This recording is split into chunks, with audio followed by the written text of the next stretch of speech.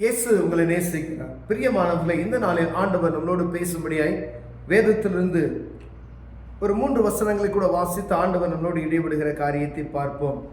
அது பிலிப்பியர் புஸ்தகம் 3வது அதிகாரம் 17வது வசனம், 18வது வசனம், 19வது வசனம் இப்படியாக சொல்லுகிறது.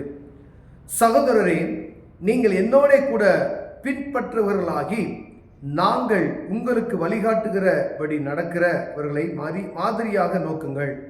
ஏனெனில் அநேகர் வேறு விதமாய் நடக்கிறார்கள். அவர்கள் கிறிஸ்துவின் சிலுவைக்கு பயங்கர் என்று உங்களுக்கு அநேக தரம் சொன்னேன். இப்பொழுது கண்ணீரோடு சொல்லுகிறேன், அவருடைய முடிவு அழிவு, அவருடைய தேவன் வயிறு, அவருடைய மகிமை, அவருடைய லட்சையே. அவர்கள் பூமிக்கு அடுத்தவைகளை சிந்திக்கிறார்கள். நம்முடைய குடியிருப்போ பரலோகத்தில் இருக்கிறது.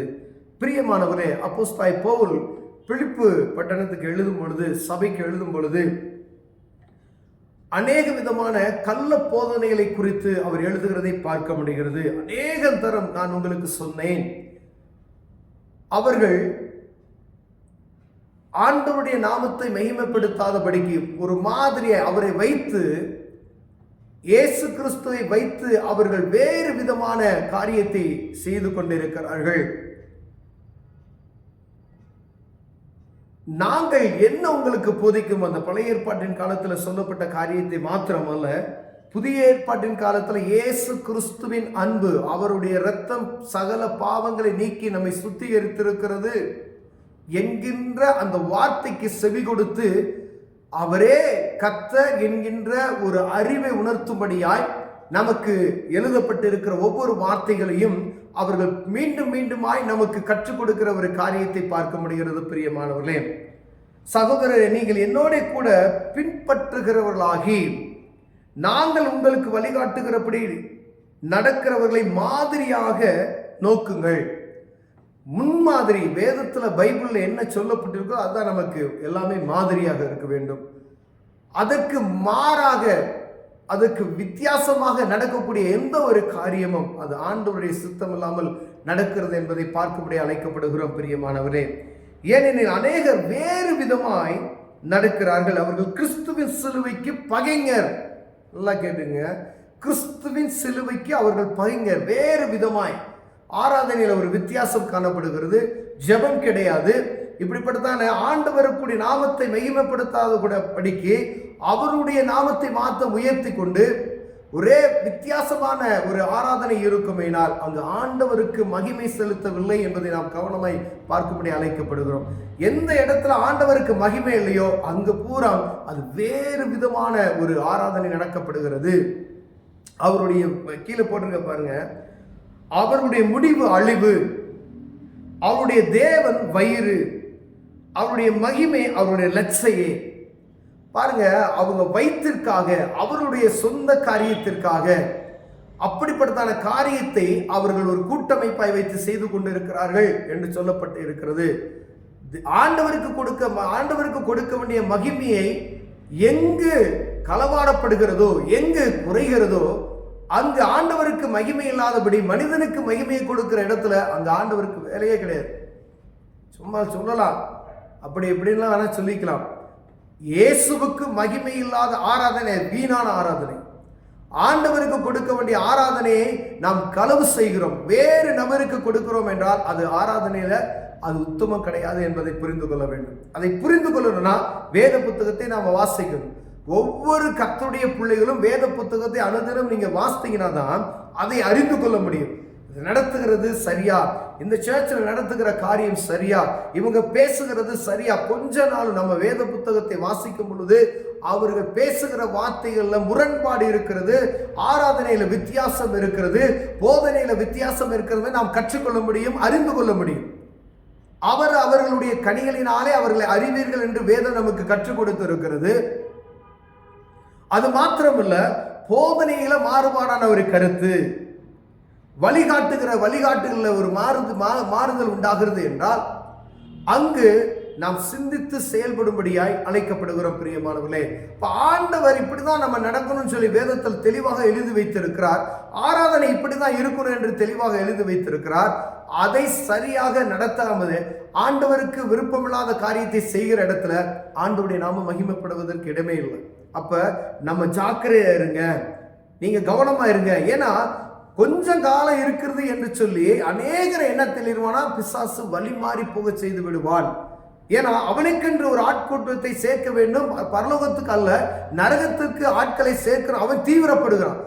எப்படி பரலோகத்து ஆட்களை சேர்க்க வேண்டும் என்று ஆண்டவர் நம்மளை கொண்டு ஏதாவது ஒரு காரியத்தை சொல்லி ஜனங்கள் பாவம் செய்யாதபடிக்கு அவர்களுக்கு நம்ம எப்படி கற்றுக் கொடுத்து கொண்டு இருக்கிறோமோ, அதே போல அவன் என்ன செய்வான், இப்படி செய்ய அப்படி செய்ய எப்படியெல்லாம் பாவத்துக்குள்ள தள்ள முடியுமோ நயவசரிப்பான பேச்சுகள் நிமித்தமாய் எப்படி வேணாலும் இருந்துக்கலாம், வாழ்ந்துக்கலாம், ஆராதனை இப்படிதான் அப்படின்றது, என்ன வேணாலும் நம்ம நடந்துக்கலாம் அப்படின்ற ஒரு காரியத்துக்குள்ளாய் கடந்து செல்வார்கள்.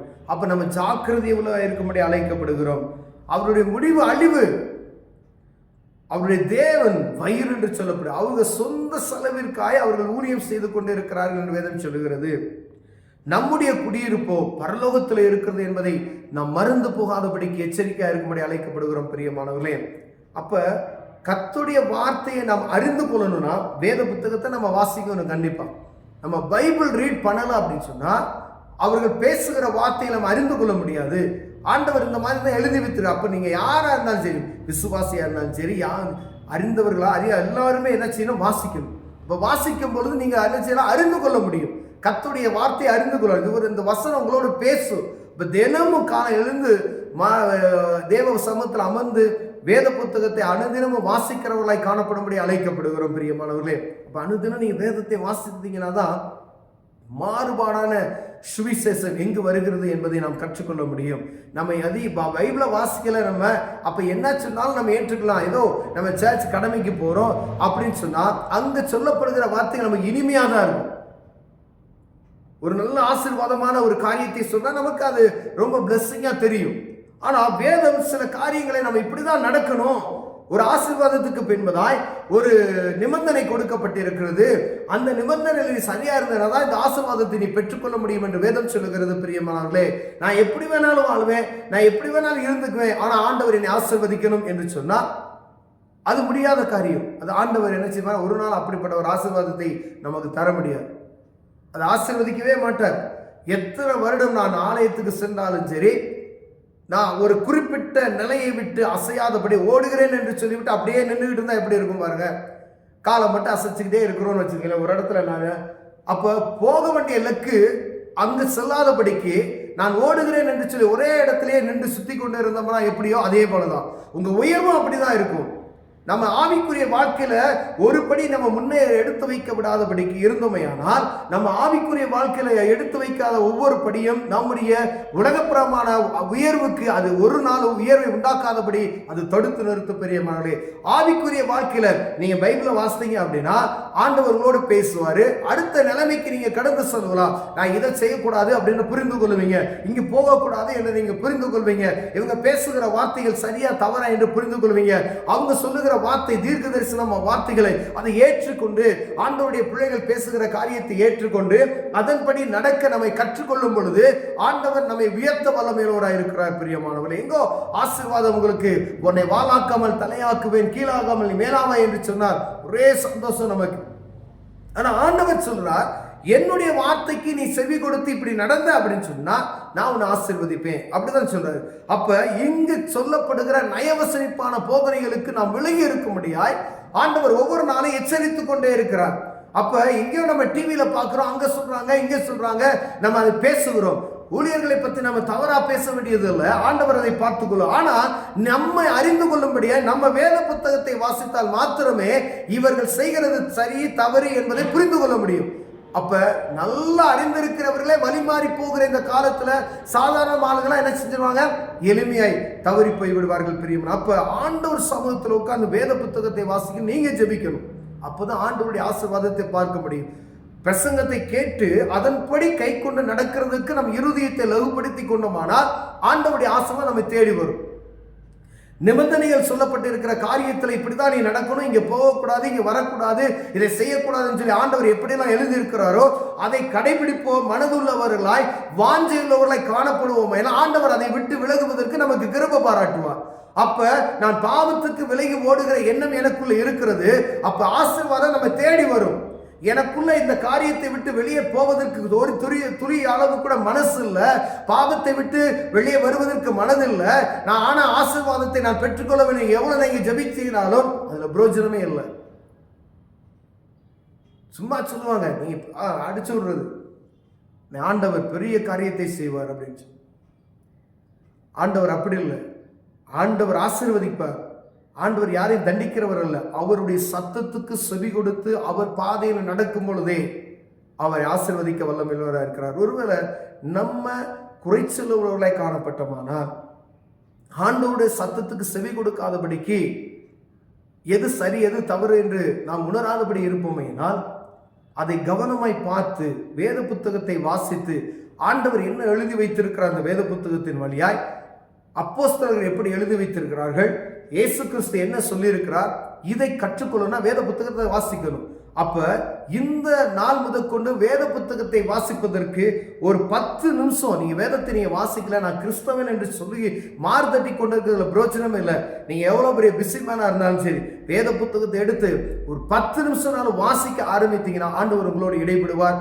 வாழ்க்கை ஆண்டவர் உயர்த்த வல்லமையுள்ளவராக இருக்கிற பிரியமானவர்களே, கண்களை மூடுவோம். அன்பு தகப்பனே, இந்த அருமையான நாளுக்காய் ஸ்தோத்திரம் ஐயா.